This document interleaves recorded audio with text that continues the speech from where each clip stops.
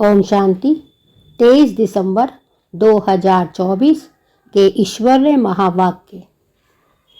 मीठे बच्चे, तुम बाप के पास आते हो रिफ्रेश होने। बाप के मिलने से भक्ति मार्ग की सब थकान दूर हो जाती है। तुम बाप के पास आते हो रिफ्रेश होने। बाप के मिलने से भक्ति मार्ग की सब थकान दूर हो जाती है। प्रश्न, तुम बच्चों को बाबा किस विधि से रिफ्रेश करते हैं? उत्तर, बाबा ज्ञान सुना सुनाकर तुम्हें रिफ्रेश कर देते हैं। 2. याद से भी तुम बच्चे रिफ्रेश हो जाते हो। बाबा ज्ञान सुना सुनाकर तुम्हें रिफ्रेश कर देते हैं। ज्ञान से भी तुम बच्चे रिफ्रेश हो जाते हो। वास्तव में सतयुग है सच्ची विश्रामपुरी। वहाँ कोई अप्राप्त वस्तु नहीं जिसको प्राप्त करने के लिए परिश्रम करना पड़े। 3. शिव बाबा की गोद में आते ही तुम बच्चों को विश्राम मिल जाता है। शिव बाबा की गोद में आते ही तुम बच्चों को विश्राम मिल जाता है। सारी थकान दूर हो जाती है। ओम शांति। बाप बैठ समझाते हैं। साथ में यह दादा भी समझते हैं, क्योंकि बाप इन दादा द्वारा बैठ समझाते हैं। जैसे तुम समझते हो वैसे यह दादा भी समझते हैं। दादा को भगवान नहीं कहा जाता। जैसे तुम समझते हो वैसे यह दादा भी समझते हैं। दादा को भगवान नहीं कहा जाता। यह है भगवान वाच। बाप क्या समझाते हैं? देही अभिमानी भव, क्योंकि अपने को आत्मा समझने बगैर परमपिता परमात्मा को याद कर ना सके। इस समय तो सभी आत्माएं पतित हैं। पतित को ही मनुष्य कहा जाता है। पतित को ही मनुष्य कहा जाता है। पावन को देवता कहा जाता है। यह बहुत सहज समझने की और समझाने की बातें हैं। मनुष्य ही पुकारते हैं, हे पतितों को पावन बनाने वाले आओ। देवी देवताएं ऐसे कभी नहीं कहेंगे। पतित पावन बाप पतितों के बुलावे पर आते हैं। आत्माओं को पावन बनाकर फिर नई पावन दुनिया भी स्थापन करते हैं। देवी देवताएं ऐसे नहीं कहेंगे। पतित पावन बाप पतितों के बुलावे पर आते हैं। आत्माओं को पावन बनाकर फिर नई पावन दुनिया की स्थापना करते हैं।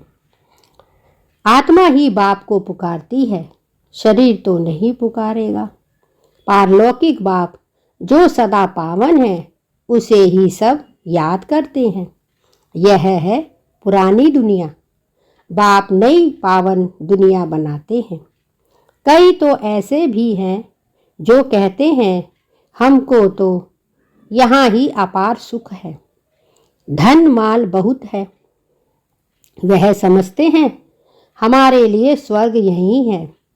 वह तुम्हारी बातें कैसे मानेंगे? कलयुगी दुनिया को स्वर्ग समझना यह भी बेसमझी है। कितनी जड़ जड़ीभूत अवस्था हो गई है, तो भी मनुष्य कहते हैं हम तो स्वर्ग में बैठे हैं। बच्चे नहीं समझाते हैं तो बाप कहेंगे ना, तुम क्या पत्थर बुद्धि हो, दूसरे को नहीं समझा सकते हो। जब खुद पारस बुद्धि बने तब तो दूसरों को भी बनावे। पुरुषार्थ अच्छा करना चाहिए, इसमें लज्जा की बात नहीं। परंतु मनुष्यों की बुद्धि में आधा कल्प की जो उल्टी मतें भरी हुई हैं वह कोई जल्दी भूलते नहीं। जब तक बाप को यथार्थ रीति नहीं पहचाना है, तब तक वह ताकत आ नहीं सकती। बाप कहते हैं, इन वेदों शास्त्रों आदि से मनुष्य कुछ भी सुधरते नहीं हैं। दिन प्रतिदिन और ही बिगड़ते आए हैं। सतो प्रधान से तमो प्रधान ही बने हैं। यह किसकी भी बुद्धि में नहीं है कि हम ही सतो प्रधान देवी देवता थे। कैसे नीचे गिरे हैं, किसको जरा भी पता नहीं है। और फिर 84 जन्म के बदले 84 लाख जन्म कह दिया है, तो फिर पता भी कैसे पड़े। बाप बगैर ज्ञान की रोशनी देने वाला कोई नहीं। सभी एक दो के पिछाड़ी दर दर धक्के खाते रहते हैं। नीचे गिरते गिरते पट पड़ गए हैं। सब ताकत खत्म हो गई है। बुद्धि में भी ताकत नहीं जो बाप को यथार्थ जान सके। बाप ही आकर सबकी बुद्धि का ताला खोलते हैं, तो कितने रिफ्रेश होते हैं। बाप के पास बच्चे रिफ्रेश होने आते हैं। घर में विश्राम मिलता है ना। बाप के मिलने से भक्ति मार्ग की सब थकान दूर हो जाती है। बाप के पास बच्चे रिफ्रेश होने आते हैं। घर में विश्राम मिलता है ना। बाप के मिलने से भक्ति मार्ग की सब थकान ही दूर हो जाती है। सतयुग को भी विश्रामपुरी कहा जाता है। वहाँ तुम्हें कितना विश्राम मिलता है। कोई अप्राप्त वस्तु नहीं जिसके लिए परिश्रम करना पड़े। यहाँ रिफ्रेश बाप ही करते हैं, तो यह दादा भी करते हैं। शिव बाबा की गोद में आते कितना विश्राम मिलता है। विश्राम माना ही शांत। मनुष्य भी थक कर विश्रामी हो जाते हैं। कोई कहाँ विश्राम के लिए जाते हैं ना, लेकिन उस विश्राम में रिफ्रेश नहीं। यहाँ तो बाप तुम्हें कितना ज्ञान सुनाकर रिफ्रेश करते हैं। बाप की याद से ही कितने रिफ्रेश होते और तमो प्रधान से सतो प्रधान भी बनते जाते हैं। सतो प्रधान बनने के लिए यहाँ बाप के पास आते हो। सतो प्रधान बनने के लिए यहाँ बाप के पास आते हो। बाप कहते हैं, मीठे मीठे बच्चों, बाप को याद करो। बाप ने समझाया है कि सारे सृष्टि का चक्र कैसे फिरता है। सर्व आत्माओं को विश्राम कैसे और कहाँ मिलता है। बाप कहते हैं, मीठे मीठे बच्चों, बाप को याद करो। बाप ने समझाया है कि सारे सृष्टि का चक्र कैसे फिरता है। सर्व आत्माओं को विश्राम कैसे और कहाँ मिलता है। तुम बच्चों का फर्ज है सबको बाप का पैगाम देना। बाप कहते हैं, मुझे याद करो तो इस वर्षे के तुम मालिक बन जाएंगे। बाप इस संगम युग पर नई स्वर्ग की दुनिया रचते हैं। बाप कहते हैं, मुझे याद करो तो इस वर्षे के तुम मालिक बन जाएंगे। बाप के इस संगम युग पर नई स्वर्ग की दुनिया रचते हैं, जहां तुम जाकर मालिक बनते हो। फिर द्वापर में माया रावण के द्वारा तुम्हें श्राप मिलता है, तो पवित्रता, सुख, शांति, धन आदि सब खत्म हो जाता है। कैसे धीरे धीरे खत्म होता है, वह भी बाप ने समझाया है। दुख धाम में कोई विश्राम थोड़े ही होता है। सुख धाम में विश्राम ही विश्राम है। मनुष्यों को भक्ति कितना थकाती है। जन्म जन्मांतर भक्ति से कितने थक जाते हैं। कैसे एकदम कंगाल बन गए हो। यह सारा राज बाप बैठ समझाते हैं। नए नए आते हैं तो उन्हें कितना समझाना होता है। कैसे एकदम कंगाल बन गए हो, यह सारा राज बाप बैठ समझाते हैं। नए नए आते हैं तो उन्हें कितना समझाना होता है। हर एक बात पर मनुष्य कितना सोचते हैं। समझते हैं कहाँ जादू ना हो। अरे तुम ही कहते हो भगवान जादूगर है, तो बाप कहते हैं हाँ मैं बरोबर जादूगर हूँ, परंतु वह जादू नहीं जिससे मनुष्य भेड़ बकरी बन जाए। यह बुद्धि से समझा जाता है।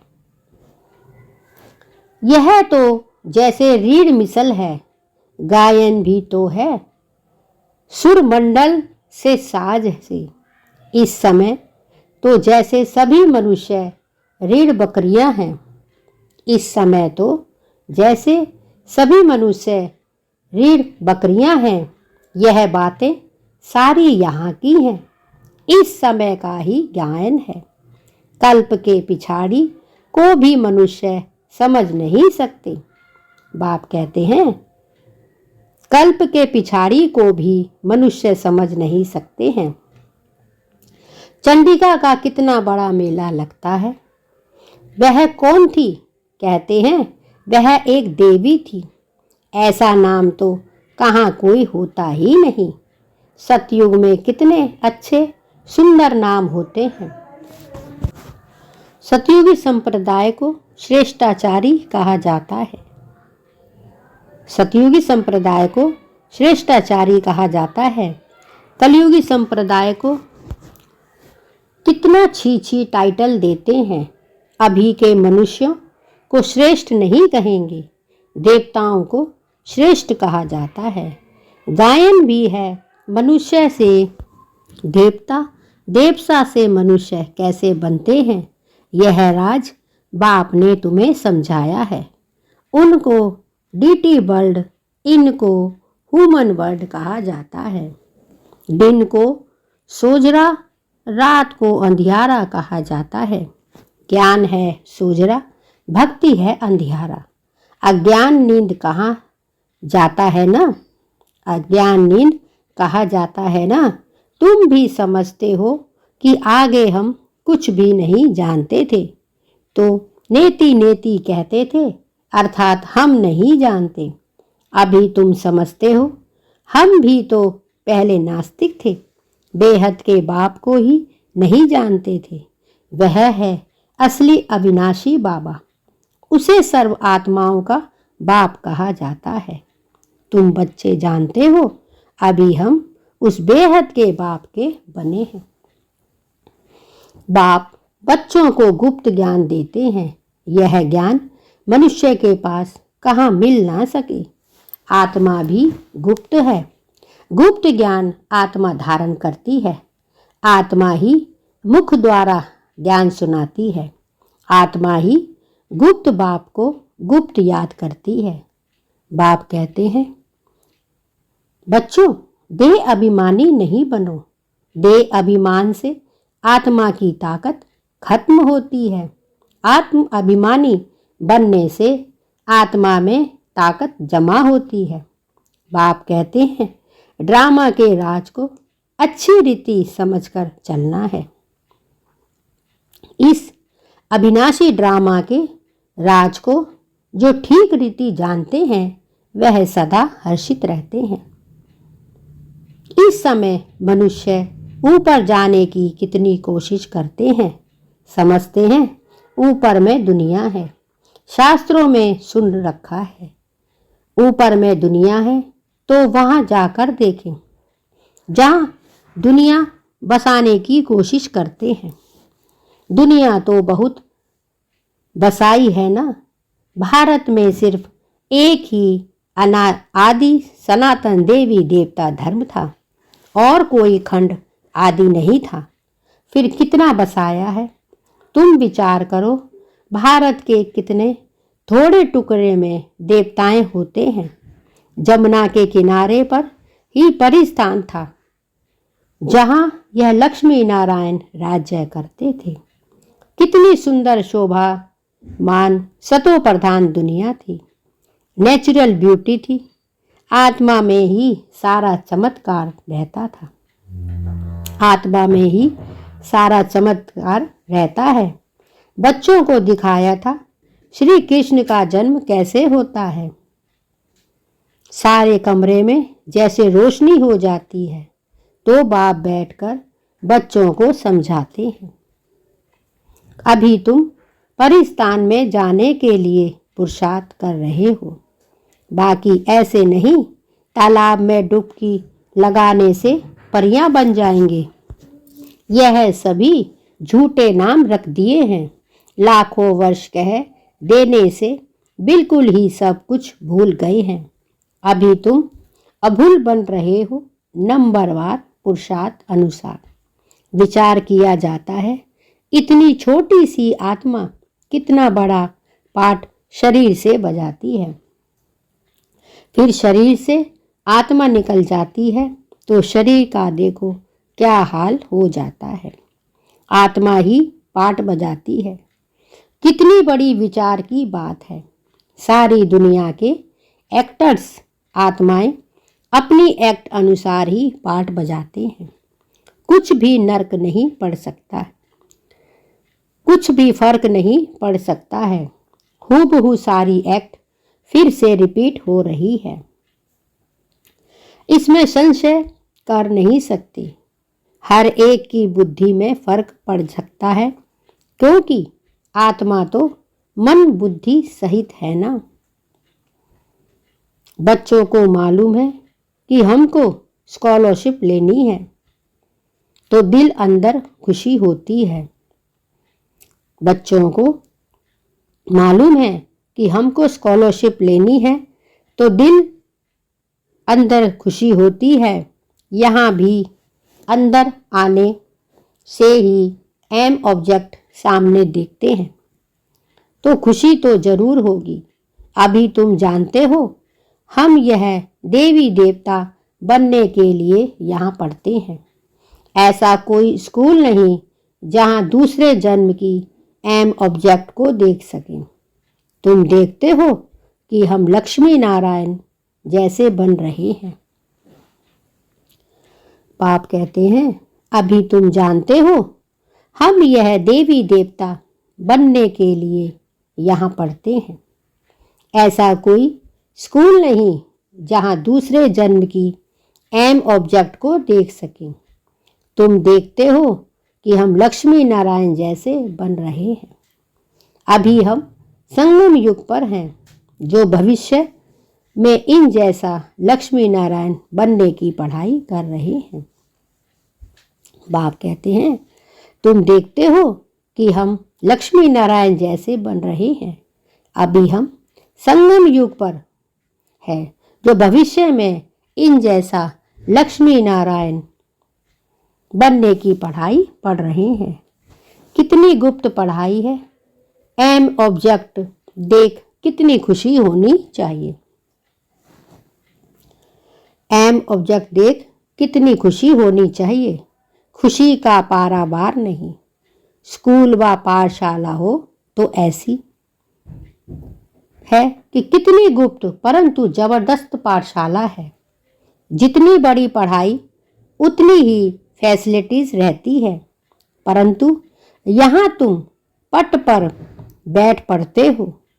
आत्मा को पढ़ना होता है, फिर चाहे पट पर बैठे चाहे तख्त पर, परंतु खुशी से ठगियाँ मारते रहो कि इस पढ़ाई को पास करने के बाद जाकर यह बनेंगे।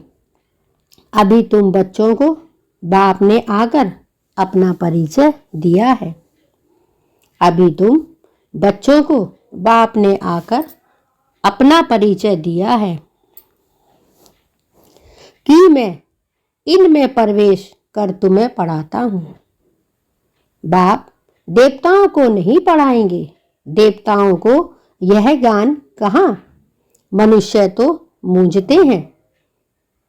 मनुष्य तो मूंझते हैं। क्या देवताओं में ज्ञान नहीं है?